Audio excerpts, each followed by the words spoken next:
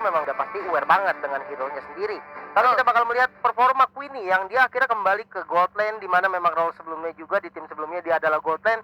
Ini harusnya sih dia udah mulai terbiasa lagi harusnya ya.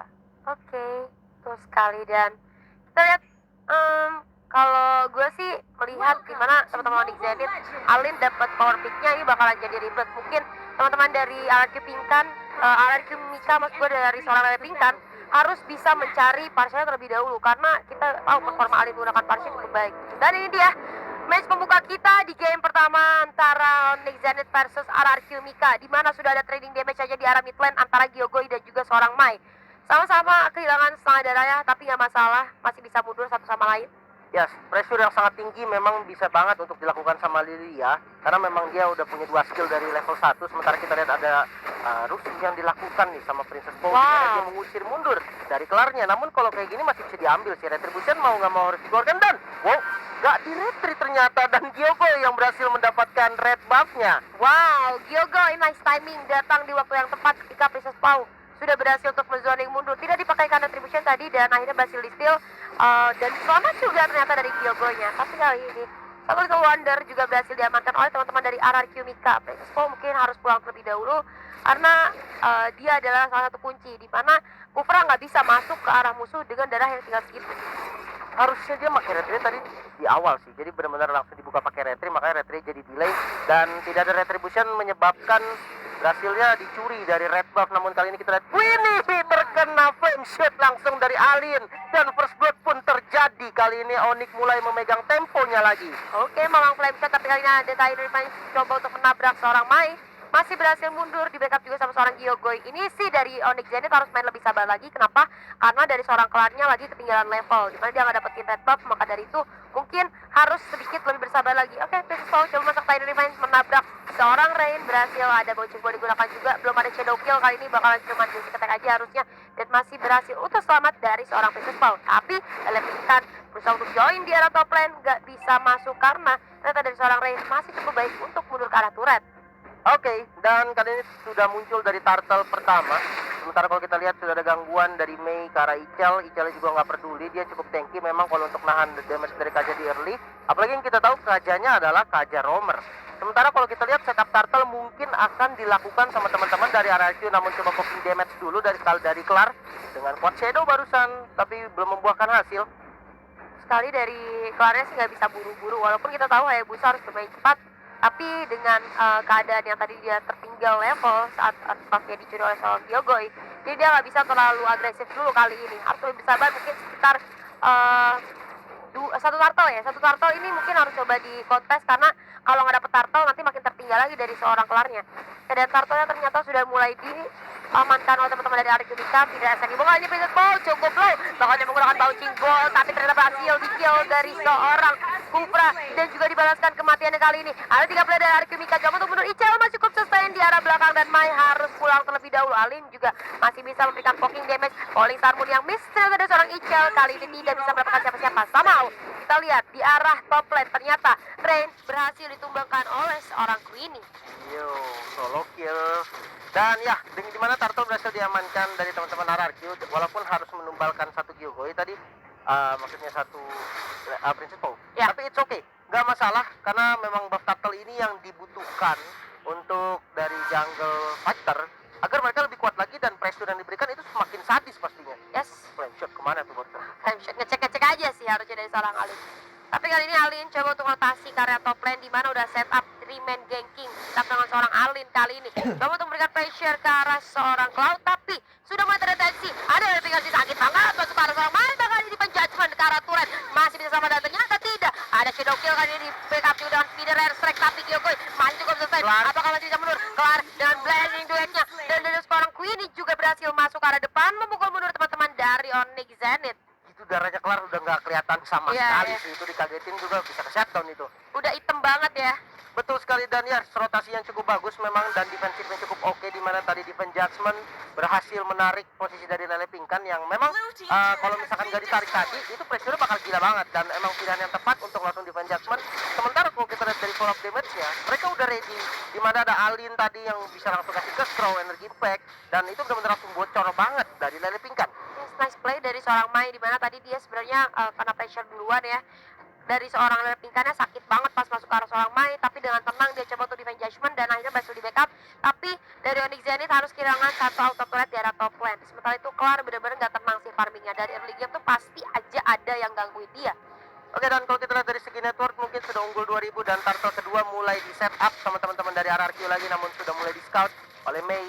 Dia udah ada informasi namun terlalu depan seperti dari Princess untuk menjoining target. Connect karena 2 target disambut dengan Queenie, tapi terlalu jauh dan tidak bisa memberikan damage, masih bisa flicker ternyata. Wow, dari seorang Rain nyaris saja tadi terpick off lagi dan lagi oleh seorang Cloud ya, tapi masih berhasil mundur. Itu bagus banget sih tadi Tyrant Defense dan juga Tyrant Range-nya connect ke arah 2 orang, yang mana itu jadi bikin momen seenggaknya bisa berhasil memukul mundur teman-teman dari Onyx Zenith. Dan turtle-nya mungkin secara free didapatkan tadi oleh teman-teman dari RRQ Mika. Kita lihat teman-teman RRQ Mika bakalan coba setup, rotasinya udah mulai berarah ke area top lane, dimana kita melihat ada seorang Francis seorang diri di sana. Keluar coba menggunakan kuat kedua seorang Ical, tidak hasil coba dibuka kali ini memberikan sedikit saja damage ke arah seorang Ical. Masih cukup selesai, tapi kita ada Princess Bow berhadapan dengan seorang Mai dan berhasil tertancap di sana. Mai kali ini bakal coba dimajuin kah? Oke, Lele Pingkan masih cukup kuat, Ali dalam bahaya, Wings by Wings digunakan dan yes, berhasil kabur. Hampir aja berhasil tumbangkan karena udah ada retribution juga tadi yang dipakai, dan clearing minion dengan shadow kill mau tidak mau harus dilakukan sama Clar. Karena kalau memang misalkan midnya sampai berhasil dihancurin, ini visionnya bakal buruk banget untuk teman-teman dari Onyx. Betul sekali, maka dari itu mungkin teman-teman dari Onyx ini harus mempertahankan turret-turretnya. Ada 2 auto turret yang masih tersisa. Kalau misalnya auto turret dari bottom lane ini bakal berhasil didapetin, ini bakalan jadi bahaya pikir buat RRQ Mika, bakalan jadi lebih luas lagi. Tetapi ternyata udah setup nih dan juga mulai dipotong oleh seorang Princess Pau. Coba di backup sama Clara juga Mai, tapi udah ada Princess Pau yang tahu bakalan ada orang yang lewat sini nih. Di belakang ada tim Mai lagi-lagi berhasil ter-take down oleh teman-teman dari RRQ Mika. Crunchy tapi dicoba untuk sekedar clearing wave aja, nggak ngebiarin teman-teman RRQ Mika masuk ke area turret. Oke, dan tapi sudah mulai berkumpul nih teman-teman dari RRQ, namun dia harus mundur karena mid lane-nya mulai di-push sama Clar. Jadi nggak boleh sampai trading sama turret di mid, ini benar-benar nggak worth jadinya, dan membuat teman-teman dari RRQ harus mundur. Betul sekali, harus mundur terlebih dahulu dari RRQ Mika, di mana tidak bisa terlalu overcommit saat tidak ada minion. Tapi tadi juga kita lihat ada Princess Pau coba untuk memasak air revenge, nggak akan dikonekin ke siapa-siapa. Mai kali ini mungkin harus lebih menjaga posisinya, karena kita lihat beberapa kali Mai hampir saja membuat dampak buruk ya ke arah teman-temannya dengan dia terpick off seorang diri. Ini Mai kuncinya dengan defense judgment itu bisa bikin momen untuk membalikan keadaan. Tapi kalau Mai kayak tadi di pressure duluan itu dari RRQ Mika ini pintar banget. Mereka tahu, mereka cari yang kelihatan siapapun bakalan diambil, dan kebetulan yang dapat itu Mai. Lalu Turtle lagi-lagi disecure oleh teman-teman dari RRQ Mika. Oke, 3 kali turtle ini bukan sesuatu yang baik, namun kita bisa melihat dari Diogo itu dengan konsilnya, di mana Princess Pau siap untuk buka Tyrants-nya, berhasil connect ke arah satu target. Blazing Word langsung dibubarkan kali ini teman-teman dari Onyx. Masih punya Aegis juga, masih bisa bertahan. Teman-teman dari Onyx masih bisa survive. Flame shot masih cukup tanky. Hampir aja.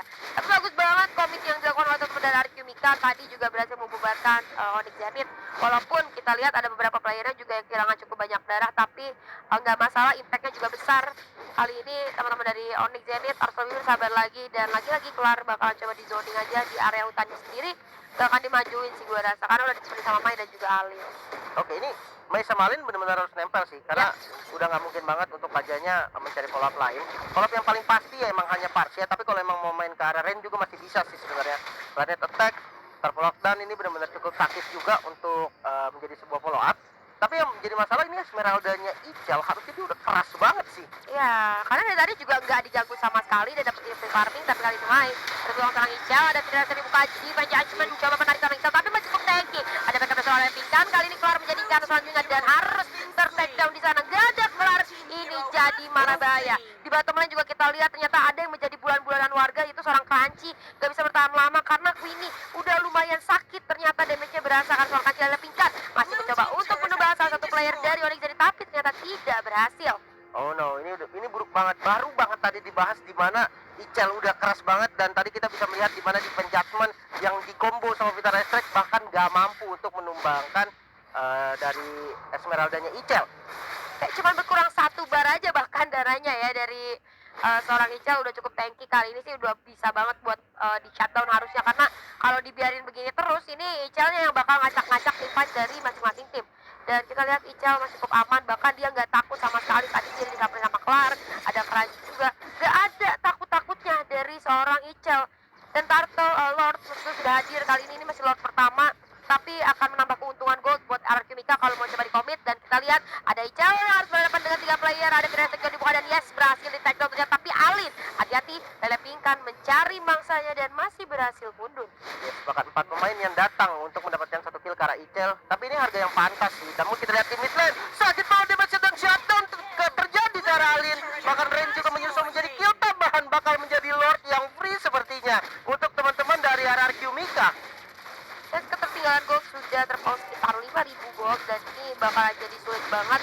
Dan maka dari itu seorang Kelar coba diutus untuk melakukan split push karena udah gak bisa lagi fight 5 versus 5, karena mereka juga sekarang lagi gak ada 2 anggota pemainnya. Kalaupun ada 5 versus 5 nya masih kemungkinan besar untuk kalah karena ketertinggalan gold udah lumayan kerasa sekarang sekitar 6.000 lebih ya. Oke, dan ini dimana Holy Crystal juga udah berhasil diamankan dari Yogoi. Pastinya dari damage outputnya udah bakal lebih sakit lagi, dan dimana Lord udah mulai muncul walaupun belum jadi Lord Enhance, tapi nggak ada masalah karena kali ini dari red buffnya juga udah mulai dicuri sama teman-teman dari RRQ Mika.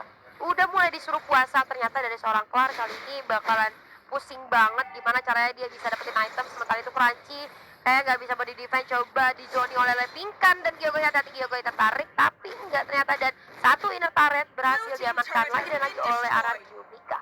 Oke, ini tinggal menyisakan 1 dari turretnya lagi, dan Gyogoi coba untuk dipaksa mungkin tadi dari backstepnya, tapi sayangnya nggak mau terlalu komit. Karena kalau dari Kelar nge-commit banget dengan shadow kill nanti bakal jadi bahaya juga buat klannya sendiri. Sementara kita lihat di mid lane mulai dihancurkan dan kita bakal masuk ke fase ini di turret, dimana minionnya juga bakal masuk secara 3 wave kali ini, dan di mid lane kita sudah berkumpul teman-teman dari RRQ. Keskraunya kena karena 3 target teman-teman. Langsung ditarik juga dan ada Vita Respect yang menyambut. Dua ternyata dari Queen itu lebih sakit, masih bisa mengacak-acak backline dan harus mundur lagi. Icel harus down, menyisakan 3 pemain dari teman-teman RRQ. 3 tukar 1, 3 tukar 1 kali ini. At least mereka bisa dapetin inner turret. Tadi juga Lordnya hanya menjadi 1 pengalihan ya. Ketika Lordnya hadir dihancurkan oleh teman-teman dari Onyx Zenith, RRQ Mika coba dapetin inner turret di arah mid lane. Oke, mereka kehilangan 3 player. Mungkin tadi momennya dimana dari 1 player itu tertarik oleh seorang Crunchy ya, dan itu jadi momen di backupnya cepet banget ternyata sama teman-teman dari Onyx Zenith dan menghasilkan 3 poin juga. Tapi Gyogoi hati-hati terlalu sendirian dan masih bisa untuk mundur saja. Ini bakal coba di commit gua rasa 1 auto turret di arah bottom lane oleh teman-teman dari Onyx Zenith. Entah itu di mid lane, Lele Pingkan coba memberikan sedikit pukulan ke arah Crunchy dan gak akan diladenin juga sama seorang Crunchy karena dia tahu Lele Pingkan udah mulai berasa sakitnya nih. Oke, dan ya ini menyambung nyawa lagi dari teman-teman Onyx, dimana ya 1 inhibitor doang yang berhasil dihancurkan dari teman-teman RRQ. Namun kalau kita lihat dari goldnya memang belum sampai bisa mengejar. Paling enggak dia masih bisa mempersempit ketertinggalannya. Ya, betul sekali. Ini kan lagi 4.000 nih, mungkin bisa dipersempit jadi 2.000 mungkin. Dan itu Hunter lagi berhasil dimakan oleh seorang Lele Pingkan. Coba setup dulu nih, jadi lagi memasak buat Tyrion Revenge. Coba untuk ngecek map aja, ternyata nggak ada siapa-siapa. Jadi Spot sekarang kalau bisa kita bilang map control udah dipegang sama RRQ. Jadi dari Princess Spot kan udah mulai menggunakan Tyrion Revenge-nya itu kayak nebak-nebak ke arah base mana yang biasanya ditempatin sama orang-orang. Oke, dan mulai di freeze lagi kali ini lane-nya, tapi masih bisa diambil juga beberapa minion. Namun kalau kita lihat dari Onyx, mereka harus bergerak bersama. Mereka udah nggak boleh lagi sendiri-sendiri karena memang kalau misalkan kita lihat dari powernya RRQ, mereka udah sanggup banget untuk ngejepit bahkan. Dan kalau memang kita lihat kasusnya Icel, mungkin harus 3-4 pemain bahkan yang dikomit untuk dapetin kill ke arah Icel. Iya, 3 atau 4 pemain, dan itu pun masih cukup lama untuk ditumbangkan ya. Kita ada Tyrion Revenge connect ke arah 1 player di Onyx Zenith, di mana di depan seorang Crunchy, seorang diri masih bisa dibackup juga. Kita lihat arah tidak ada coba turning out teman-teman dari arah Mika. Ini masuk dalam dungeon gue, sakit banget ke arah seorang Alin dan juga Mai berhasil ke takedown kali ini dengan bantuan seorang Lele Pingkan. Tapi ternyata Alin juga menyusul kematian dari seorang Mai. Oke, inisiasi yang cukup salah tadi dari Mei, di mana defense Jaspernya keluar ke arah Kufra. Yang tadinya memang mungkin Lele Pingkan menjadi target utama, namun kali ini coba untuk di-push dulu dari inhibitor turretnya. Fokus ke arah objektif dari Queenie dan berhasil mendapatkan inhibitor turret di arah top lane. Inhibitor turret berhasil disecure oleh teman-teman dari RRQ Mika, dimana menurut gua tinggal satu unit turret, ini bakalan sulit banget visionnya jadi lebih luas buat teman-teman Arekutika. Dan Lord yang sudah enhance sekarang sudah hadir, bakal langsung saja di commit. Gangguannya mungkin kemungkinannya akan kecil, tapi bakalan diintip harusnya sama teman-teman Onyx Zenith. Karena kalau misalnya mereka cuma diam di base mereka, dengan adanya Lord kali ini sih bakalan jadi makin sulit untuk mereka melakukan farming. Mereka cuma bisa diam di area base yang mana itu adalah 10% dari map, dan itu bakalan jadi lama banget kalau misalnya mereka mau menyimbangkan goldnya. Kalau kita lihat udah tertinggal sekitar 5.000 gold. Oke, masuk ke 40.000, kayaknya beberapa player udah mulai full itemnya. Tapi tetap aja kalau misalnya kita punya lebih gold, itu kita masih bisa gonta-ganti item. Dan ini kita lihat itemnya hanya beberapa hero aja yang masih kekurangan item. Kita lihat kufranya baru sampai immortal aja, dan tinggal sisanya itu satu item lagi. Oke, sementara sudah ada Lord yang berjalan ke arah top lane. Ini bakal menjadi penentu sih, dimana kalau memang dari Onyx sampai ada blunder, bisa banget di end game sama teman-teman dari RRQ. Dan kali ini mereka masih cukup santai, masih ditunggu dulu, dan mereka coba untuk masukin 3 wave mungkin ya. 3 wave bakal coba didorong 3 wave bersamaan, dan mungkin Lordnya bakal di commit, terus mereka bakal coba ambil ini di arah mid lane seharusnya. Tapi lagi-lagi kita lihat di bawah si Klar lagi coba karena seorang Ical, dan gak bakal berasa. Gue pikir di sini ada Tyrant mencoba dimasak, berhasil menabrak satu player yaitu seorang Crunchy. Ada Firasa juga dibuka untuk menjauh, tapi ternyata Crunchy gak cukup kuat untuk menahan 4 damage dari arah temannya. Dan juga kita lihat ada Lord yang berhasil dihancurkan kali ini. Turret di arah mid lane berhasil diamankan. Udah gak ada turret sama sekali, tinggal disampai